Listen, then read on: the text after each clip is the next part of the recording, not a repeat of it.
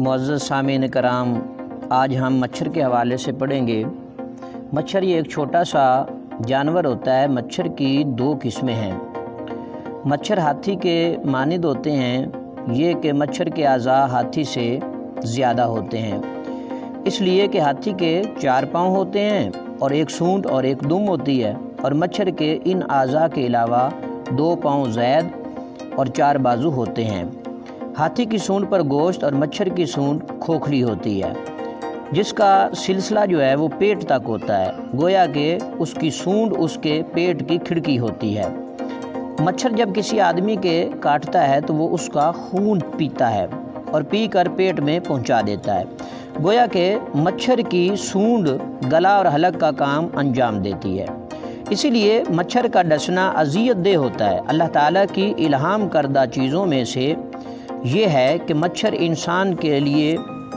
انسان کے ایسے عضوی مسامات پر بیٹھتا ہے جہاں سے کوئی رگ نکلتی ہوتی ہے، اس لیے یہ جگہ بہت نرم اور نازک ہوتی ہے۔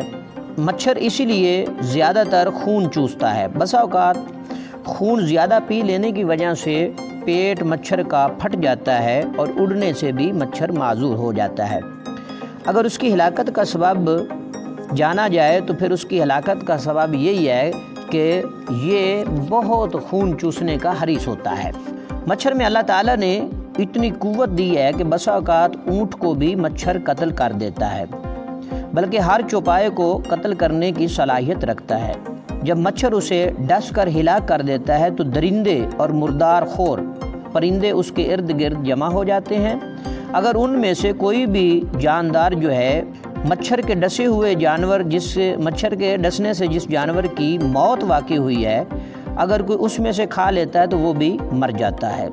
عراق کے بادشاہوں کا قدیم زمانے میں یہ طریقہ تھا کہ جب وہ کسی کو قتل کرنا چاہتے تھے تو وہ مچھر کی نالیوں کے قریب اسے باندھ کر پھینک دیتے تھے اور مچھر کے بار بار ڈسنے سے اس کی ہلاکت واقع ہو جاتی تھی۔ اللہ تعالیٰ نے مچھر کو نمرود کے لیے بھیجا تو نمرود ایک بہت بڑے لشکر کے درمیان تھا جس کا اندازہ نہیں لگایا جا سکتا۔ جب نمرود نے مچھر کو دیکھا تو لشکر سے علیحدہ ہو گیا، گھر میں گھس کر دروازوں کو بند کر لیا، پردے لگا دیے، اور تھوڑی دیر کے بعد وہ سوچنے لگا۔ اتنے میں ایک مچھر اس کی ناک میں گھس گیا اور دماغ تک پہنچ گیا۔ مچھر 40 یوم تک پریشان کرتا رہا، باہر نہ نکلا، یہاں تک کہ نمرود کو زمین پر مارنے لگا۔ آخرکار نمرود اس حال کو پہنچ گیا کہ اس کے نزدیک سب سے محبوب شخص وہ ہوتا تھا جو اس کے سر میں ضرب لگاتا تھا، یعنی جوتے مارا کرتے تھا، اور پھر اسی سبب سے نمرود کی موت واقع ہوئی۔